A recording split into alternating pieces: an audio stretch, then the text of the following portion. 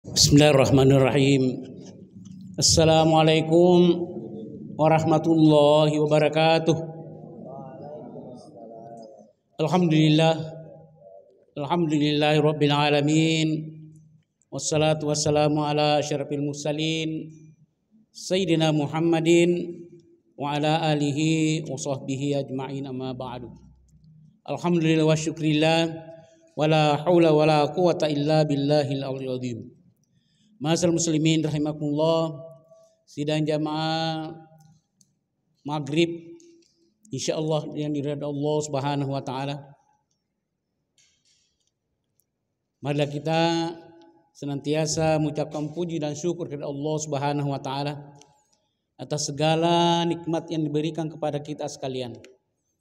Terutama nikmat iman, nikmat Islam, lebih khusus nikmat kesehatan, umur yang panjang, sehat walafiat, sehingga alhamdulillah kita telah melaksanakan kewajiban kita, yaitu salat maghrib secara berjamaah. Mudah-mudahan Allah Subhanahu wa taala menerima segala amal ibadah kita. Amin amin rabbal alamin. Selanjutnya salam dan taslim kita tujukan kepada Nabiullah sallallahu alaihi wasallam. Nabi dan Rasul merupakan suri tauladan kita dalam kehidupan kita sehari. Lebih khusus lagi untuk masalah kesehatan. Sejak beliau menjadi Rasul 1400 tahun yang lampau, beliau telah mencanangkan mengenai masalah pentingnya kesehatan bagi umat manusia. Alhamdulillah, dalam kesempatan ini kami akan membawakan satu judul, yaitu mengenai masalah etika minum air dan penyembuhan medis dalam sunnah Nabi Muhammad sallallahu alaihi wasallam. Ini materi saya kira cukup bagus, sehingga insya Allah kita bisa menyimak dan bisa berdiskusi dalam bagaimana jika masih ada yang kurang dimengerti. Rasulullah sallallahu alaihi wasallam bersabda, "Iza syariba ahadukum fala yatafat fasas fil ina'i." Yang artinya, jika seorang dari kalian minum, hendaknya ia tidak bernapas di dalam bejana atau gelas tempat air minum. Apa yang dijelaskan dalam hadis ini merupakan salah satu etika minum yang sudah biasa dilakukan dan telah menjadi tradisi kita. Dimaksud agar orang yang lain tidak merasa jijik jika hendak minum dari gelas yang sama. Nah, ini terlebih jika mana orang pertama yang minum sedang terserang penyakit pernapasan, sehingga dengan melalui cara ini bernapas dalam bejana atau dalam gelas air minum, kuman-kuman dengan leluasa berpindah ke gelas, dan orang yang meminum sesudahnya atau gelas itu sendiri pun akan tertular penyakit. Jadi gelasnya tadi itu terkontaminasi dengan penyakit. Untuk itu tidak meniup atau bernapas di gelas pada saat minum merupakan salah satu upaya paling tepat untuk mencegah penularan penyakit. Sungguh mulia dan luar biasa apa yang diajarkan dalam syariat Islam. Dalam Sunan Abu Daud disebutkan Rasulullah sallallahu alaihi wasallam melarang minum pada pecahan gelas dan melarang meniup saat minum. Yang dimaksud dengan pecahan gelas di sini adalah gelas yang terkena sesuatu yang menyebabkan dia pecah. Hikmahnya adalah terhindar dari kuman yang biasa menumpuk pada permukaan kasar pada gelas yang pecah. Lagi pula mencuci gelas yang pecah akan menjadi lebih sulit dan daripada mencuci gelas yang utuh. Rasulullah sallallahu alaihi wasallam juga bersabda, "Iza wadawal kalbi fil ina'i paglisuhu sab'a marratin awwaluhuma biturabi."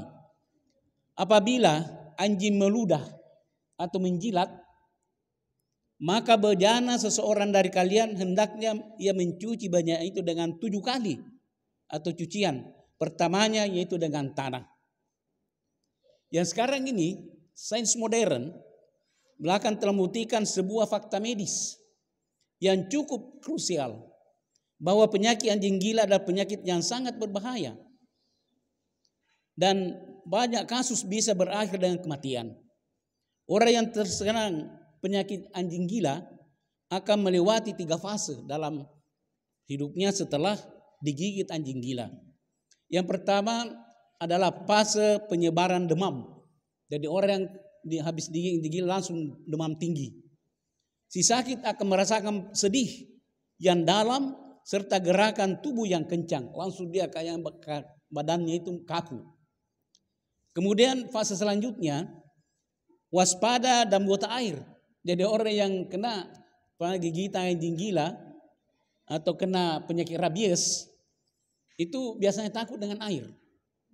Dalam fase ini akan timbul gejala merinding. Jadi kalau dia lihat air atau kena air langsung merinding. Dia punya bulu-bulu. Kemudian terjadi pembengkakan pada tenggorokan.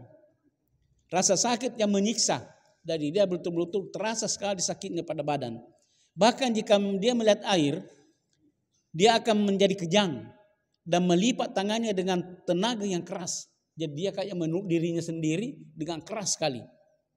Kemudian fase yang terakhir adalah penderita akan meninggal dunia dengan perlahan setelah mengalami kelumpuhan. Nah, sekarang anjuran 7 kali mencuci bejana atau piring yang mengandung banyak hikmah. Ini banyak mengandung hikmah. Yaitu pertama tanah. Tanah yang digunakan sebagai bahan pembersih yang mampu memberi hasil jauh lebih baik dan lebih bersih daripada pembersihannya hanya dengan air. Ini karena tanah memiliki potensi bagus di dalam membasmi virus-virus yang tidak dimiliki oleh air. Jadi, jika mana orang dijilat anjing, yang anjing normal saja, yang tidak sakit, itu harus dicuci dengan 7 kali. Yang pertama dengan tanah. Mengapa tanah?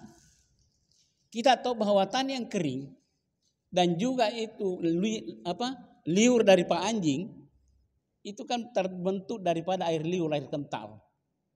Sehingga untuk membersihkannya pertama dengan tanah dulu. Karena tanah itu bisa meresapkan daripada lendir yang ada di situ, melekit lendirnya di tanah. Sehingga gampang diusap. Itu 1 kali. Kemudian kedua kalinya diusap lagi pakai tanah yang lain yang masih kering. Jadi lebih cepat lagi hilang itu dia punya lendirnya. Dibanding dengan air, lendir kalau 1 kali itu tidak akan hilang. Masih ada bekas lendirnya. Nah, sehingga dilakukan 4 kali pembersihkan dengan tanah dulu. Sehingga dianggap sudah kasat atau sudah bersih dia punya lendirnya, tidak terasa lagi lendirnya. Barulah dikasih dengan air.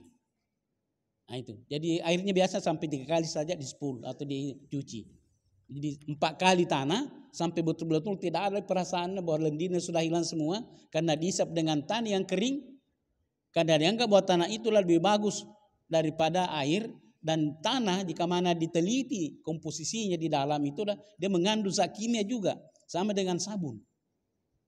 Nah, dan juga sebagai pembersih. Kita tahu bahwa bagaimana orang tidak bisa berwudu pakai air, maka dia pakai tayamum. Tayamum itu kan dari debu, dari tanah. Nah, sama dengan ini digunakan ini untuk membersihkan daripada jilatan ataupun lendir yang keluar dari anjing sehingga betul-betul bisa bersih dengan bagus.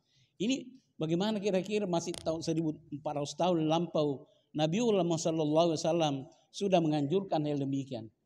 Nah ini. Kemudian mengapa Nabi memfokuskan hanya pada anjing saja? Ini. Berdasarkan riset bahwa anjing telah terbukti mengandung beragam macam cacing. Ada saya lihat itu di WA yang di mana di upload di kita punya grup ya. Dan ternyata betul bahwa beragam macam cacing yang berbahaya.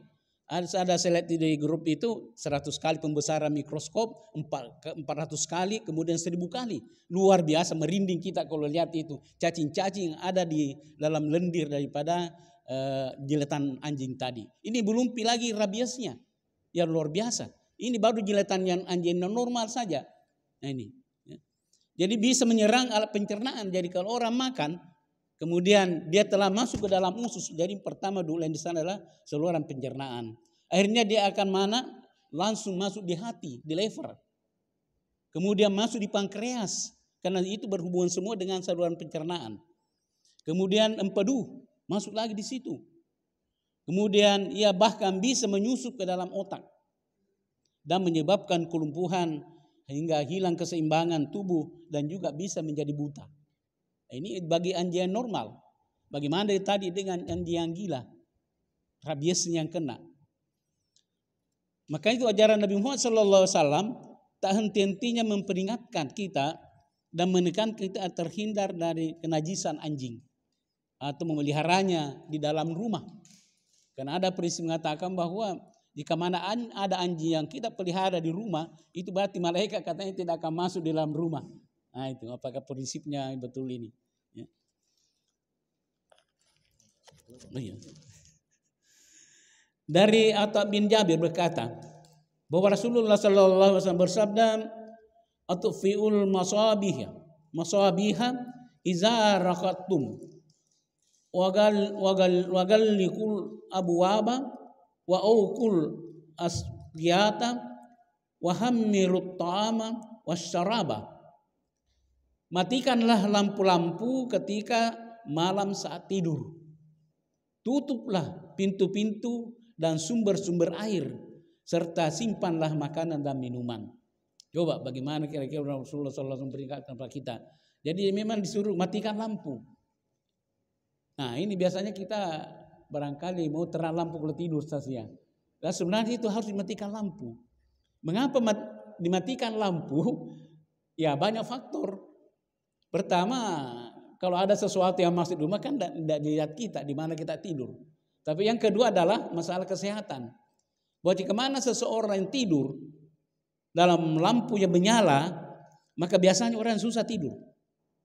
Yang kedua, karena adanya cahaya lampu, maka orang biasa keluar keringat. Sehingga banyak penguapan yang keluar. Maka nanti itu ada anjurannya agar supaya orang yang habis bangun tidur tengah malam usahakan minum untuk mengurangi daripada air yang keluar tadi ini.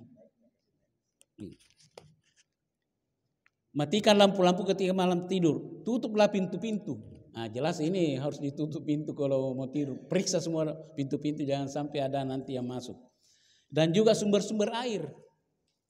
Maksudnya sumber-sumber air ini apakah kita punya biasanya ada di sisa air minum di gelas atau ditutup supaya nanti tidak boleh tercemar dengan yang lain lagi. Dan simpanlah makanan dan minuman. Ini anjuran Rasulullah SAW luar biasa. Rasulullah SAW juga selalu menyebut nama Allah saat menutup piring-piring makanan. Jadi pada saat kita menutup itu Bismillahirrahmanirrahim. Ya, selalu menyebut nama Allah. Hadis ini berisi ajaran tentang kesehatan dan beberapa kiat pencegahan penyakit. Salah satu ajaran yang menjadi kemajuan Islam. Abu Hurairah radhiyallahu anhu berkata bahwa Rasulullah SAW bersabda, "Iza waqa'a zubabu fi sarabin ahadikum falyaghmisu summa liyanzi'hu fa inna fi ihda janahihi da'an wa ukhra syafiha." Artinya, jika seekor lalat jatuh ke dalam tempat minum salah seorang di antara kalian, hendaknya ia mencelupkannya lalu membuangnya. Nah, ini. Karena pada salah satu sayapnya terdapat penyakit dan pada sayapnya satunya lagi terdapat obat. Ini disampaikan oleh hadis ini menjadi sahani bagi kita yang masih kurang mengerti. Mungkin mereka akan mengembalikannya kepada iman. Bahwa Rasulullah SAW tidak akan menyampaikan hal dusta. Dan beliau sampaikan di sini sesuatu dari Allah Subhanahu wa taala. Lain halnya dengan para sekuler dan materialis. Tentu saja mereka tidak akan menoleh pada hadis ini atau hadis lain-lainnya. Meski pengetahuan medis telah membuktikan kebenaran apa yang beliau bawakan. Nah, sekarang ilmu-ilmu medis modern telah menemukan bahwa ternyata lalat memiliki pembunuh kuman sehingga dia dicelupkan dalam loyang atau gelas.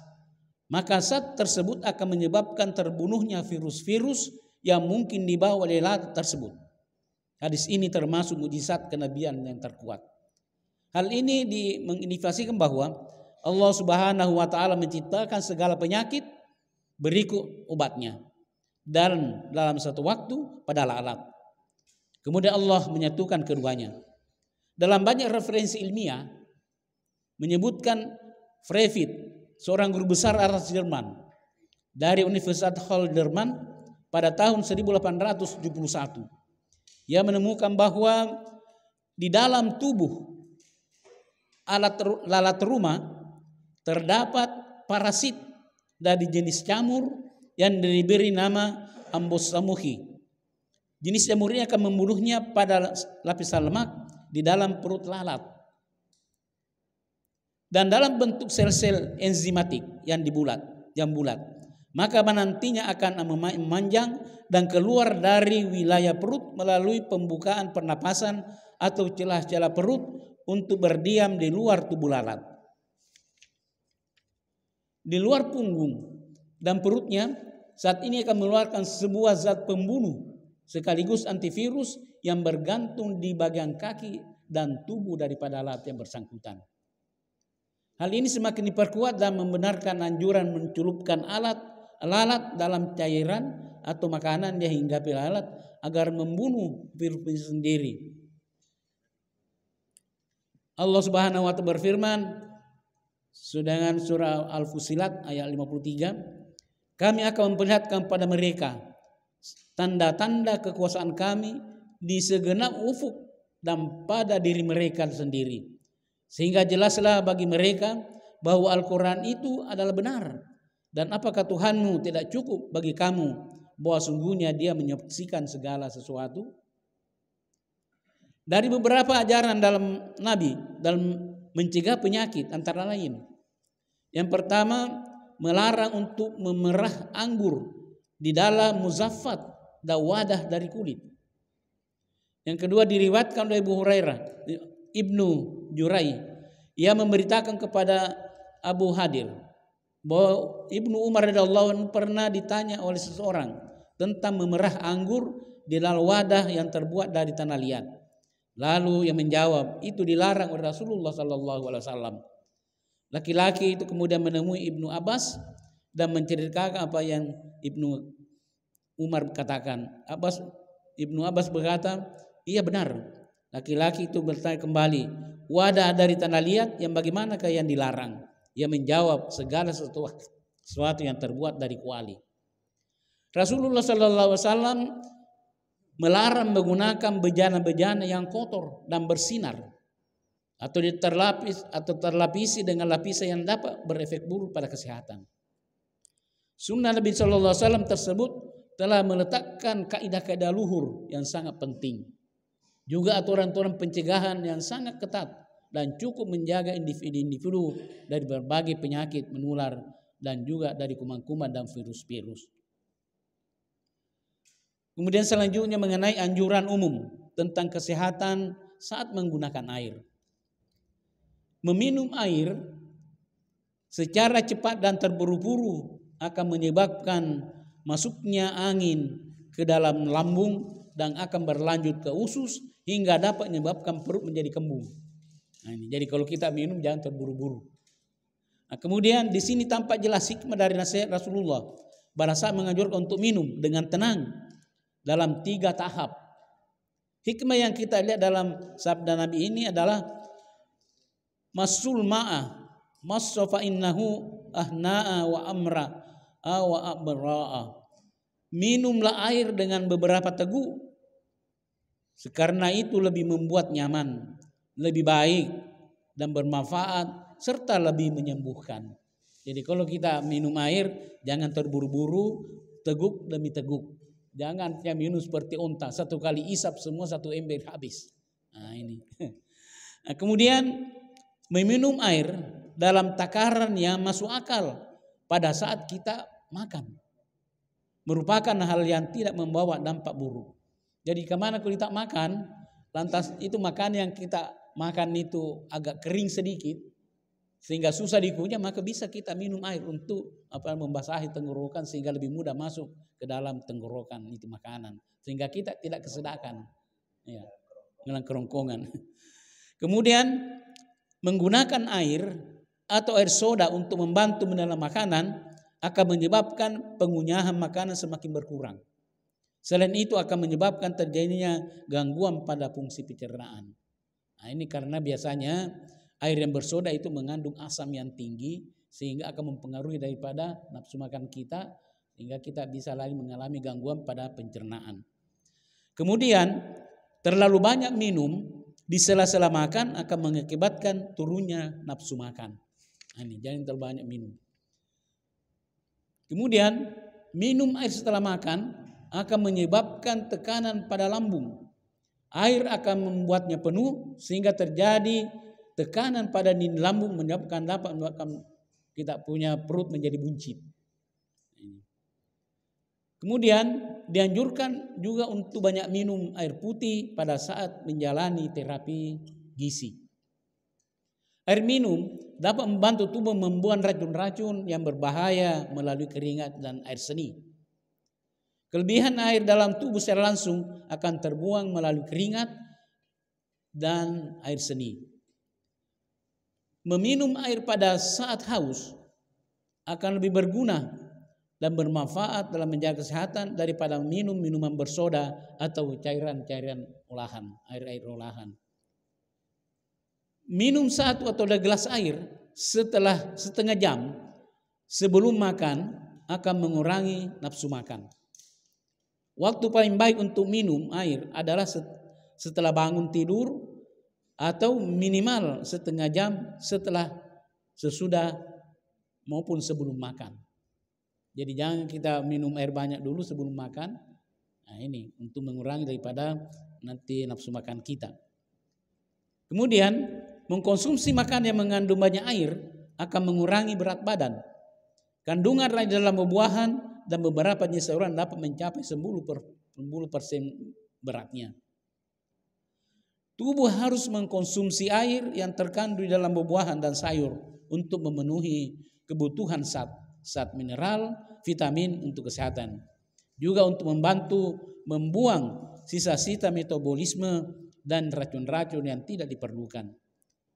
Sebuah persepsi yang salah untuk diyakini yaitu hanya dengan meminum air seluruh kebutuhan tubuh akan terpenuhi. Nah, ini persepsi yang kurang bagus. Mengapa? Sebab air sangat kosong dengan enzim dan unsur-unsur gizi lainnya. Air juga tidak memiliki vitamin seperti terkandung di dalam buah-buahan dan sayur-sayuran. Kemudian selanjutnya mengenai masalah petunjuk kenabian tentang etika minum. Yang pertama bahwa keharusannya menutup gelas. Jadi setiap minum, setelah kita minum tutup gelas lagi, kemudian buka minum lagi. Kemudian membaca basmalah saat hendak minum. Dan setelah minum kita membaca alhamdulillah. Kemudian minum dengan tangan kanan. Kemudian menghindari bernapas di dalam gelas. Sebisa mungkin minum dalam posisi duduk dengan 2 atau 3 kali menghela napas. Kemudian menghindari minum dalam wajah atau kantong dari kulit. Kemudian bersyukur kepada Allah seusai minum. Dari hadis saksi melandasi tentang poin-poin ini adalah sebagai berikut. Yang pertama hadisnya dari Jabir rahimahullah, dia berkata bahwa yang mendengar Rasulullah bersabda, tutuplah bejana dan ikatlah erat penutup minuman. Karena dalam 1 tahun terdapat 1 malam di mana akan datang wabah yang tidak melewati sebuah loyang yang tidak tertutup atau sumber air yang tidak tertutup. Kecuali ia turunkan wabah di dalamnya. Riwayat Muslim, Ahmad, dan At-Tirmidzi dan perawinya. Kemudian dari Ibnu Umar radhiyallahu anhu, Rasulullah sallallahu alaihi wasallam bersabda, jika salah seorang dari kalian makan, hendaklah ia menggunakan tangan kanannya. Dan jika minum, hendaklah ia dengan tangan kanannya. Karena sesungguhnya setan itu makan dengan tangan kirinya dan minum dengan tangan kirinya. Diriwayatkan oleh Muslim, Abu Daud dan perawih lainnya. Kemudian selanjutnya terdapat biasanya perbedaan pendapat antara anjuran minum sambil duduk. Namun akan kami jelaskan secara singkat. Dari Anas, dari Nabi sallallahu alaihi wasallam, bahwa beliau melarang seseorang minum sambil berdiri. Kau dah bertanya, kami bertanya, bagaimana dengan makan? Beliau menjawab, itu lebih buruk. Namun diriwayatkan oleh Ibu Abbas radhiyallahu anhu bahwa Nabi Muhammad sallallahu alaihi wasallam pernah minum dari ember air Zam-Zam sambil berdiri. Diriwayatkan oleh Muslim. Berdasarkan ini, maka para sahabat kerap berdiri saat minum pada masa Rasulullah sallallahu alaihi wasallam. Diriwayatkan juga oleh Ibnu Umar radhiyallahu anhu. Ia berkata, kami makan pada masa Rasulullah sallallahu alaihi wasallam sambil berjalan dan kami minum sambil berdiri. Diriwayatkan oleh Al-Tirmizi, Ibnu Majah dan Ahmad dan perawinya.